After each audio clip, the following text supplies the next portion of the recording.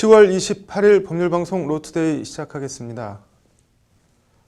법률방송에서는 이번 주 아이디어의 자금을 펀딩하면 실제 제품으로 현실화해서 돌려주는 리워드 크라우드 펀딩 얘기 집중 보도해드리고 있는데요.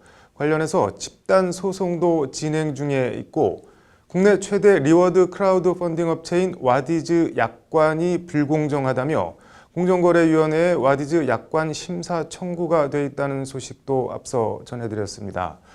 이런 지적과 논란에 대해 주무부처인 공정위는 어떻게 여기고 판단하고 있을까요? 신사아 기자가 취재했습니다. 일단 심사를 맡고 있는 공정위 약관심사과 관계자는 와디즈 약관의 불공정성 여부에 대해 심사 중이라며 극도로 말을 아낍니다. 취소라든가 하자 있는 물품에 대한 반품 관련된 규정에 대해서 그게 불공정한지 안 한지에 대해서 판단을 요청한 게 있긴 한데요. 네. 그거에 대한 판단은 아직 지금 심사가 진행 중이라서 그게 왜 안 되는지, 그게 불공정한지 안 한지 그거에 대해서 지금은 답변 드리기는 어려울 것 같아요. 심사 결론이 나는 시기에 대해선 리워드 크라우드 펀드가 새로운 종류의 거래 유형이어서 빠른 시일 내에 결론이 나긴 어려울 것 같다고 말합니다. 결국에는 이게 또 플랫폼 시장이고 또 새롭게 크라우드 펀딩 관련된 거래이기 때문에 새로운 거래 유형인 거잖아요. 그렇기 때문에 실질적으로 내부에서 검토뿐만 아니라 외부 쪽 그 전문가분들의 의견도 조금 들어야 할 것 같아요. 그런 외부 자문 절차까지 듣고 그럴 경우에는 좀 시간이 많이 소요가 돼요. 이 관계자는 그러면서 와디즈 약관이 불공정하다는 결론이 난다고 해서 곧바로 전자상거래법을 따라야 한다거나 전자상거래법 적용을 받는 것은 아니라고 선을 긋습니다. 그러니까 사실상 그 거래를 봤을 때는 인터넷 쇼핑몰과 거의 매번 별반 차이가 없어서 전자상거래법에 따라서 청약 철회라든가 그런 보호를 받아야 한다고 이제 그렇게 생각하셔서 그런 얘기를 많이 하시는데요. 저희 과는 전자상거래법 적용 여부에 대해서 저희가 판단할 수가 없고요. 저희가 담당하는 법률이 아니니까 그 전자상거래법 담당하는 부서는 전자거래과라고 별도로 있어요. 이와 관련 공정위 전자상거래과 관계자는 리워드 크라우드 펀딩의 경우 실제로 아이디어 연구개발을 거쳐 제품화하는 경우와 온라인 공동구매처럼 기존에 있는 물건을 파는 경우를 분리해서 봐야 한다고 강조합니다. 와디즈에서 공동구매 이렇게 형식으로 뭔가 자금을 갖다가 이렇게 모아가지고 연구개발 과정을 거친다든지 이런 거 없이 해외에서 판매되고 있는 기존의 어떤 상품, 조금 신박한 그런 상품이라든지, 그러니까 결국 국내 시장에 이렇게 소개되지 않은 그런 거 있잖아요.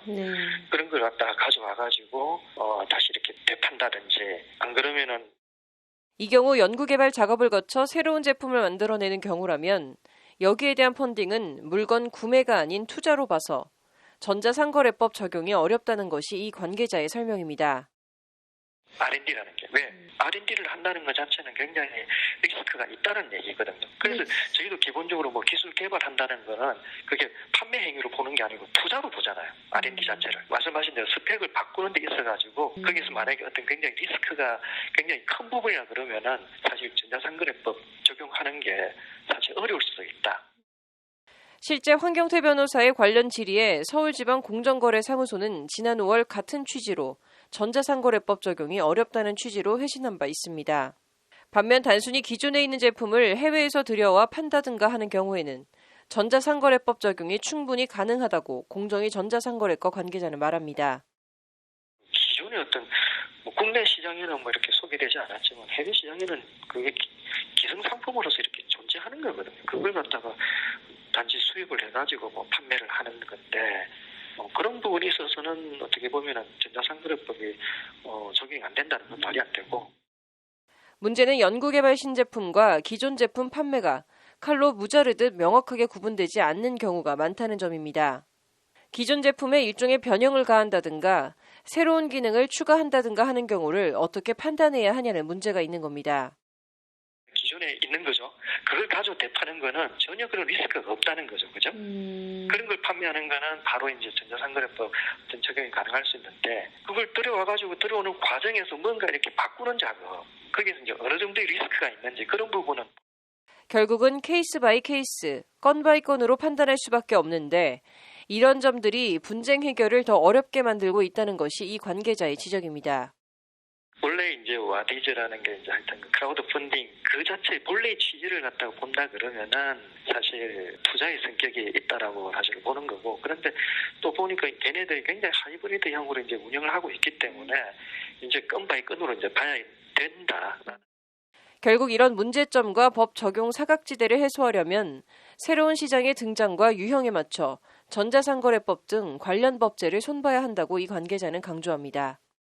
전자상거래법 이제 이게 제정이 된 지가 한 20년이 흘렀잖아요. 전자상거래법 지금 전면 개정하는 거 그런 걸 저희가 좀 이렇게 검토를 하고 있습니다. 시장 환경이 많이 바뀌었는데 그런 거는 지금 20년 전에 이렇게 제정된 그런 뭐 규정이라든지 기율 이런 내용으로는 사실 시장의 환경에 좀 대응하기 힘든 부분이 있기 때문에 그래서 지금 바꾸려고 하고 있고.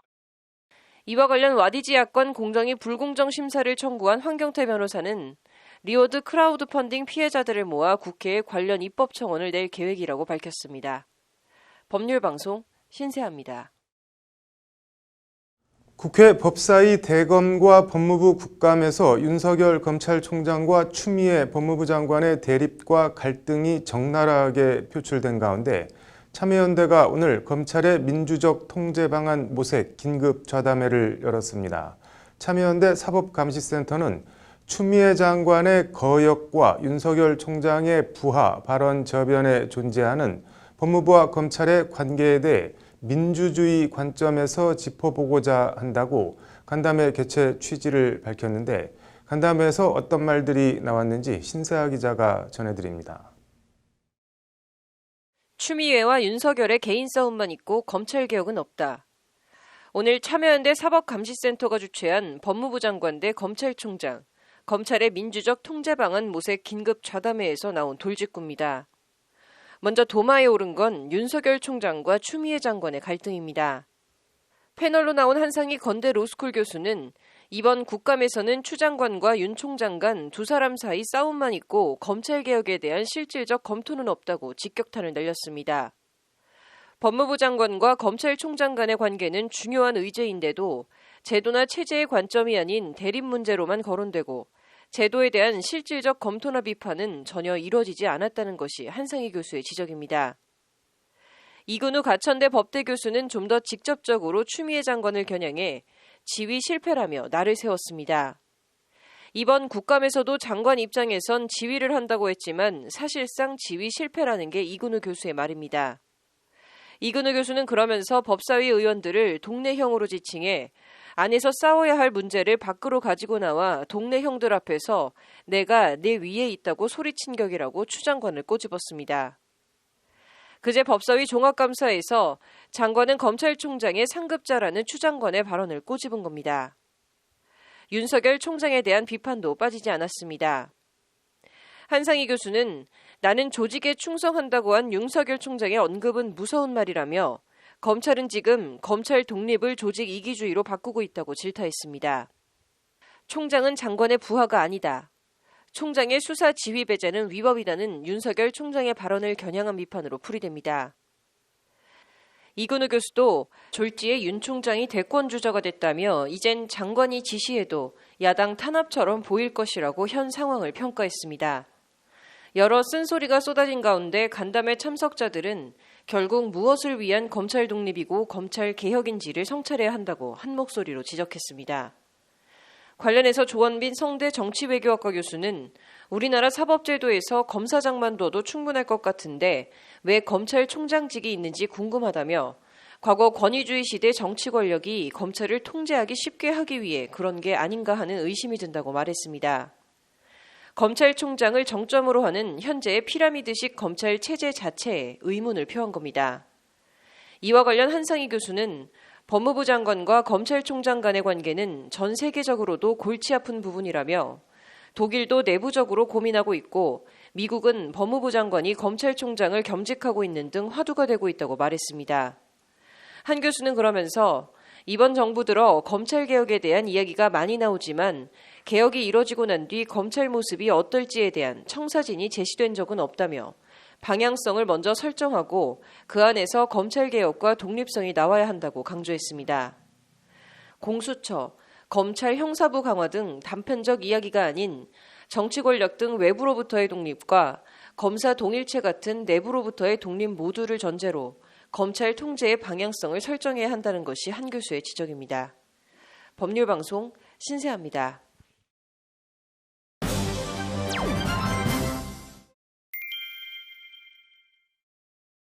종합편성 채널 MBN에 대한 방송통신위원회 승인 취소 여부 결정이 초읽기에 들어갔습니다.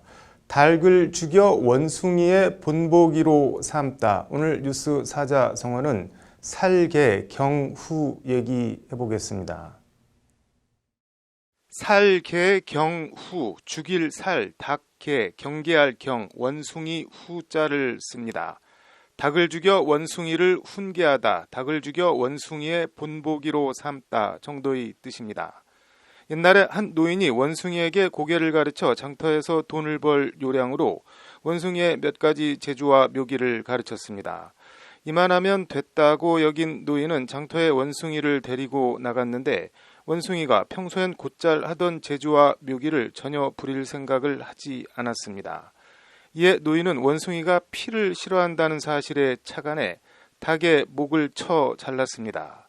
시뻘건 피를 보고 공포에 질린 원숭이는 그제야 노인의 뜻대로 재주넘기를 시작했습니다. 살개경후, 닭을 죽여 원숭이를 훈계하다. 울면서 총애하는 장수 마속을 뱄다는 삼국지 제갈공명의 읍참 마속이 그렇고 춘추시대 손자병법의 손무가 왕이 총애하는 애첩의 목을 베 굴령을 세웠다는 삼령오신의 고사도 그렇습니다. 후한의 반고가 저술한 역사서 한서는 하나로서 백을 경고하면 모든 사람들이 복종하게 된다. 공포와 두려움은 스스로 알아서 하게 한다고 쓰고 있습니다.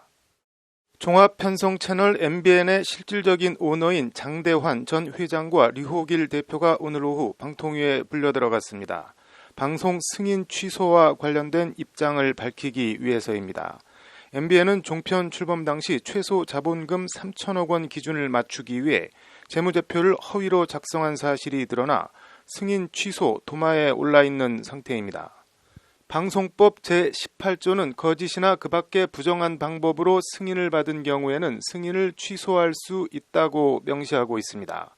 방통위원은 위원장 포함해 모두 5명인데 한상혁 위원장, 민주당 대변인 출신 김현 부위원장, 교수 출신 김창룡 상임위원은 여권 추천 인사드립니다. KBS와 조선일보 기자 출신으로 국민의힘 전신인 한나라당 의원을 지낸 안형환, 김효재 상임위원은 야당 출신 인사드립니다. 상임위원들이 의견 합의를 보지 못하고 있는 가운데 방통위가 다음 달 재승인 심사를 앞두고 장대환 MBN 전 회장과 류호길 대표를 불러 마지막 의견 청취에 나선 겁니다. 방통위는 이르면 금요일인 모레 30일 이번 사안에 대한 최종 의결을 내릴 것으로 보입니다. 관련해서 민원연과 민변 등 37개 단체가 MBN에 대한 최초 승인 자체를 취소해야 한다는 공동 의견서를 그제 방통위에 전달했습니다. 악의적 불법에 대해 승인 취소를 하지 못한다면 방송법은 휴지 조각에 불과한 법률이 된다. 일체의 정치적 고려를 하지 말고 법에 정해진 대로 처분을 해야 한다는 것이 의견서 내용입니다. 관련해서 MBN과 함께 TV조선과 채널A의 재승인 여부도 초미의 관심입니다. 방통위는 앞서 지난 4월 방송 심의 규정의 공정성과 균형성, 객관성 등을 위반하는 법정 제재 건수를 매년 5건 이하로 유지하라는 조건을 달아 TV조선과 채널A의 조건부 재승인을 내줬습니다. 그런데 TV조선은 3건이 행정소송 중이긴 하지만 법정 제재를 6건 받아 이미 재승인 조건을 위반했습니다.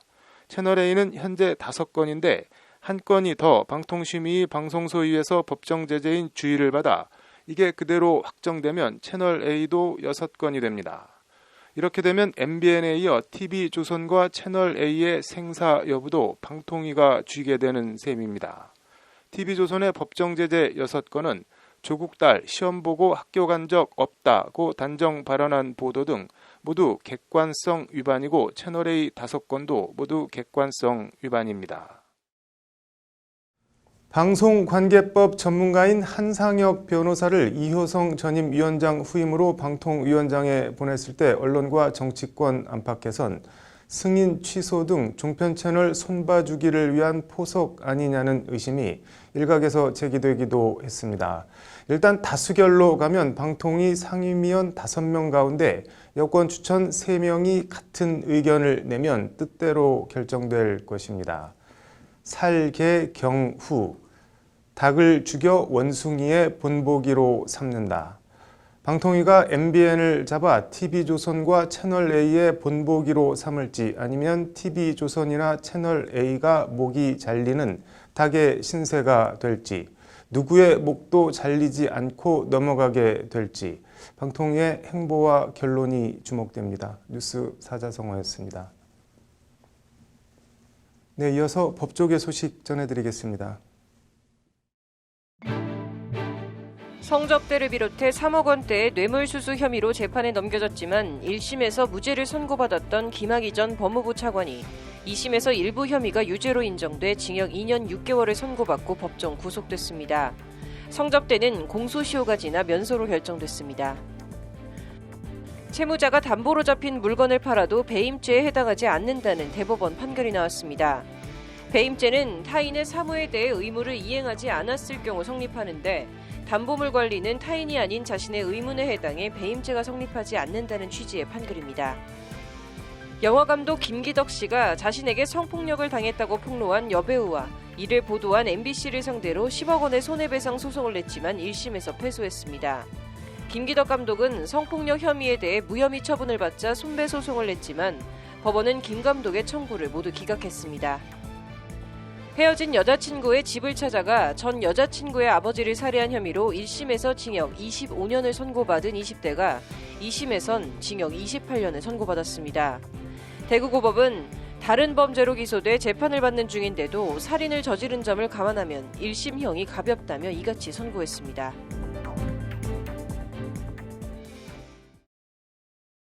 (10월 28일) 법률방송 로투데이 마치겠습니다. 시청해주셔서 감사합니다.